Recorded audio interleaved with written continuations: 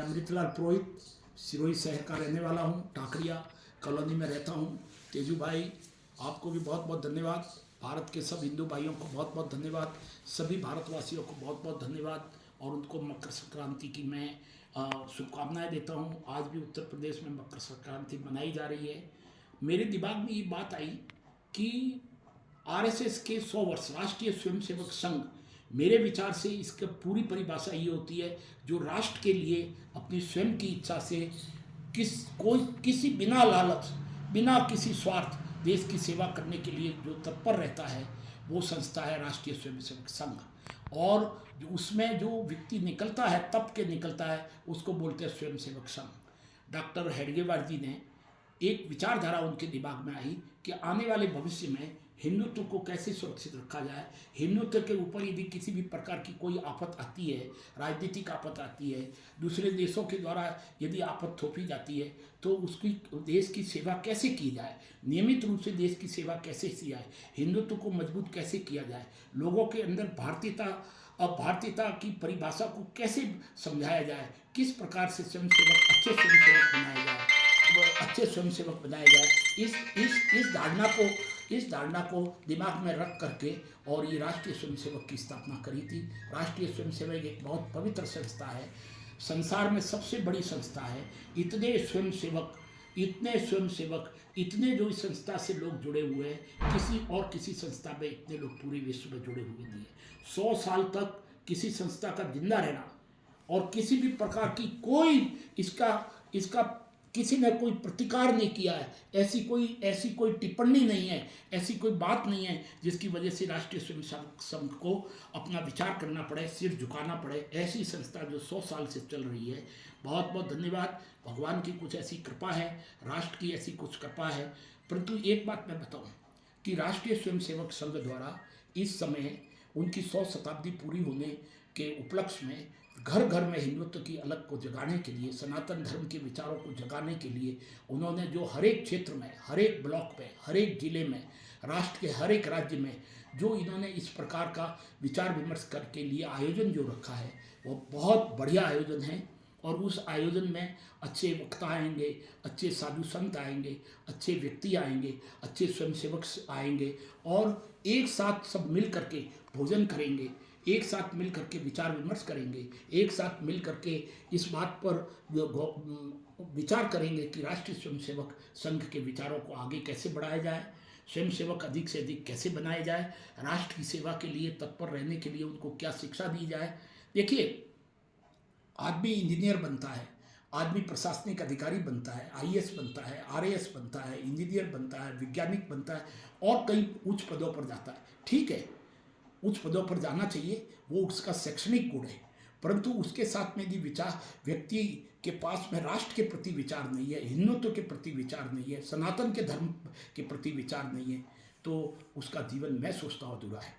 पैसे कमाने के लिए वो जरूर उच्च पद पर जा सकता है, व्यापार कर सकता है, कृषि का काम कर सकता है, बड़े पदों पर जा सकता है, अंतर्राष्ट्रीय स्तर पर जा करके वो अपना नाम कमा सकता है। परंतु उसके पीछे जो नींव है, नींव में हिंदुत्व समझता हूँ, आरएसएस की विचारधारा को समझता हूँ और राष्ट्र की विचारधारा को समझता हूँ। उसके लिए ही आरएसएस दिन प्रतिदिन कार्य करता है। आपको ये मालूम होना चाहिए कि जो आरएसएस में हजारों व्यक्ति ऐसे हैं जो अपना घर बार छोड़ करके और आरएसएस की अलख जगाने के लिए, आरएसएस के सिद्धांतों को घर घर तक पहुंचाने के लिए, अच्छे स्वयंसेवक बढ़ाने के लिए वो अपना पूरा जीवन दे देता है। आप देखिए, माँ बाप उसको पढ़ाते हैं, सारी चीज़ें हैं, परंतु वो घर बार छोड़ करके वो स्वयंसेवक बनने के लिए चला जाता है। वो राष्ट्रीय स्वयंसेवक के पदाधिकारियों पर रह करके वो राष्ट्र की सेवा करता है। आपको ये मालूम होना चाहिए कि राष्ट्रीय स्वयंसेवक संघ को 1 रुपया भी किसी व्यापारी द्वारा, किसी कंपनी द्वारा, किसी संस्था द्वारा और सरकार द्वारा प्राप्त नहीं होता। राष्ट्रीय स्वयंसेवक अपना खर्च चलाने के लिए, अपना आर्थिक कार्यक्रम चलाने के लिए वो केवल गुरु दक्षिणा पर व्यक्ति गुरु दक्षिणा के रूप में राष्ट्रीय स्वयंसेवक संघ को जो देता है, उसी कोष से इसका काम चलता है। अच्छा, दूसरी बात आप देखिए कि हर संस्था का कोई न कोई अध्यक्ष होता है, हर संस्था का कोई न कोई महामंत्री होता है, हर संस्था का कोई न कोई पदाधिकारी होता है। राष्ट्रीय स्वयंसेवक का कोई अध्यक्ष नहीं है। उस संस्था का कौन अध्यक्ष है? भगवा ध्वज। क्योंकि आपको मालूम है व्यक्ति के अंदर बुराइयां आ सकती है, व्यक्ति गलत काम कर सकता है, व्यक्ति अपने रास्ते से भटक सकता है, व्यक्ति जिस संस्था को उच्च पद पर बैठाया है उस संस्था को गलत रास्ते पर ले जा सकता है। परंतु जो भगवा ध्वज है, जिसको जिसको सिर पर बांध करके लोग देश के लिए लड़े हैं, लोगों ने मुगलों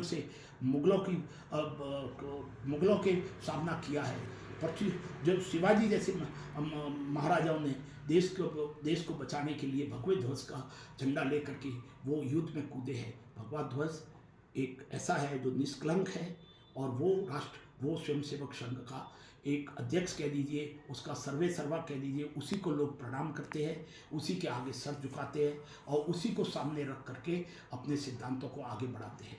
देखिए, राष्ट्रीय स्वयंसेवक संघ ने जो हिंदुत्व की अलग को जगाने के लिए इस प्रकार के जो कार्यक्रम रखे हैं, मैं दिल से बहुत खुश हूँ, मैं दिल से बहुत प्रसन्न हूँ। हर व्यक्ति को अधिक से अधिक लोगों को इसमें भाग लेना चाहिए, अपने विचार रखने चाहिए। अपने विचार, वो आजकल मोबाइल का युग आ गया है, इंस्टाग्राम पर है, फेसबुक पर है, अपने विचार को वो साझा करें।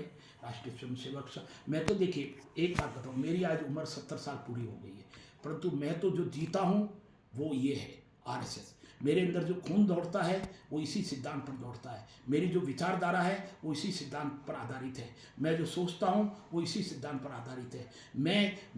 मैं जो राष्ट्र के लिए प्रेम रखता हूँ उसी सिद्धांत पर आधारित है। राष्ट्रीय स्वयंसेवक संघ किसी धर्म की बुराई नहीं करता है, किसी जात की बुराई नहीं करता है, किसी व्यक्ति विशेष की बुराई नहीं करता है। राष्ट्रीय स्वयंसेवक एक ऐसी पटरी है जिसके ऊपर धर्म की, जिसके ऊपर राष्ट्र की इंजन दौड़ता है। उसको किसी भी प्रकार का किसी से कोई वो नहीं है। कोई भी व्यक्ति आ सकता है, आ करके अपना सर झुका सकता है, भगवे ध्वज को प्रणाम कर सकता है। और राष्ट्रीय स्वयंसेवक संघ में अच्छी शिक्षाएं दी जाती है। देखिए, स्वास्थ्य के प्रति से शिक्षा दी जाती है, व्यायाम कराया जाता है, लोगों की अच्छे विचारधारा दी जाती है, संबोधन होते हैं, उसको राष्ट्र के प्रति उसको क्या दायित्व है। देखिए, शिक्षा के प्रति भी दायित्व है, अपने माँ बापों के प्रति भी दायित्व है, और अपने स्वयं के प्रति भी दायित्व है, अपने बच्चों के प्रति भी दायित्व है, अपनी धर्मपत्नी के प्रति भी दायित्व है, परंतु सर्वप्रति दायित्व है राष्ट्र के प्रति। यदि राष्ट्र सुरक्षित है तो हम सब सुरक्षित हैं। और राष्ट्र के प्रति दायित्व को गहराइयों से जानने के लिए राष्ट्रीय स्वयंसेवक संघ के द्वारा ही जान सकते हैं, उसको समझना है और अधिक से अधिक लोगों को शाखा में जाना है। पहले जब हम छोटे थे तो शाखा में जाया करते, उस समय शाखा में बहुत 200, 150, 100, 50 स्वयंसेवक आते थे। प्रातःकालीन शाखा लगती थी, सायकालीन शाखा रखती थी, रात्रि को बौद्धिक होते थे, खूब लोग जाते थे, समझते थे। परंतु आजकल क्या है, व्यस्तता के कारण जो इस समय वर्तमान जो कमियां आ गई है, जो सोच विचार में फर्क आ गया है, जो लोगों के विचारधाराओं में फर्क आ गया है, जो देखिए इस वजह से शाखाएं में लोगों की उपस्थिति कम रहती है। मेरा हाथ जोड़ करके सभी से निवेदन है कि अधिक से अधिक शाखाएं लगे, अपने यहाँ कॉलोनी में शाखा लगाइए, अपने गलियों में शाखा लगाइए, अपने शहर में शाखा लगाइए, उनको अच्छे विचार दीजिए। अपन किसी की बुराई नहीं कर रहे, अपन कोई गलत काम नहीं कर रहे, अपना कोई लालच नहीं है, अपना सर्वप्रथम हिंदुत्व, सनातन और राष्ट्र सर्वोपरि है। और दूसरों को भी करिए, जो भटके हुए लोग हैं, जो विचारधारा राष्ट्र के प्रति उनकी स्थिर नहीं रहती है, उनको भी बुलाइए, उनको भी समझाइए, उनको भी कहिए। परंतु ये इच्छा तो स्वयं की इच्छा से ही प्रेरित हो सकती है। हर माँ बाप को बच्चे को शाखा में भेजना चाहिए, शाखा के सिद्धांतों को उसको बोलना चाहिए कि भाई सीखिए, उसका अपने जीवन में प्रयोग करिए। आज मेरी 71 साल की उम्र हो गई है, फिर भी मैं आरएसएस की बातें करता हूँ, आरएसएस के लिए मैं जीता हूँ, और कहीं भी प्रोग्राम होता है मैं जाता हूँ, अपनी विचारधाराएं कहता हूँ। इसलिए हर व्यक्ति को आदर करना चाहिए, हिंदुत्व को समझना चाहिए, सनातन को समझना चाहिए, हिंदुत्व को आगे बढ़ाना चाहिए, सनातन को आगे बढ़ाना चाहिए। मैं तो कह रहा हूँ, राजनीति जो है वो भी आरएसएस को समझती है। आरएसएस की बुराई कोई भी राजनीतिक दल कर सकता है, परंतु जब उसकी गहराई में जाता है, जब उसकी वास्तविकता में जाता है, तब वो समझता है कि नहीं, युद्ध के समय, बाढ़ के समय, अग्निकांड होने के समय, जो लोगों को दुख आने के समय, अकाल के समय, वो घर घर जाते हैं, लोगों की सहायता करते हैं, लोगों की विचारधाराओं को सुनते हैं। इसलिए आरएसएस का कोई मुकाबला नहीं है।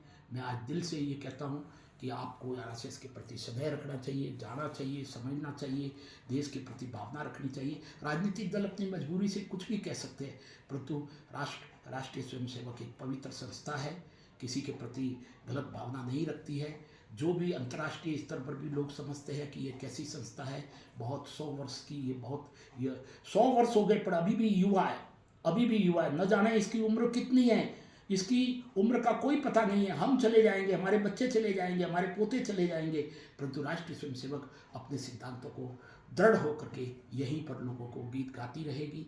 गीत वो कहती है, मैं सबको गीत सुनाता हूँ, देश को आगे रख करके मैं सबका सम्मान करता हूँ, मैं सबको अनुशासन की बात करता हूँ, मैं सबको धर्म की बात करता हूँ, मैं सबको हिंदुत्व की बात करता हूँ। मैं कौन हूँ? मैं राष्ट्रीय स्वयं संघ हूँ। इसको समझिए, आइए, बैठिए, भाईचारा रखिए और प्रेम से रहिए। यही राष्ट्रीय स्वयंसेवक का सिद्धांत है। जय भारत, जय राष्ट्रीय स्वयंसेवक संघ। सभी को मेरा प्रणाम। और होने वाले कार्यक्रम में अधिक से अधिक सम्मिलित होइए, अधिक से अधिक अपना कोई भी योगदान है वो भी करिए और लोगों को ये दिखाइए। लोग प्रेरित होंगे कि अरे इतना बड़ा कार्यक्रम हो गया, लोग जुड़ेंगे, एक कड़ी दूसरी कड़ी से जुड़ेगी, जुड़ते जुड़ते किलोमीटर तक बड़ी माला बन जाएगी। तो यही है मेरा सिद्धांत। बहुत बहुत धन्यवाद। जय भारत।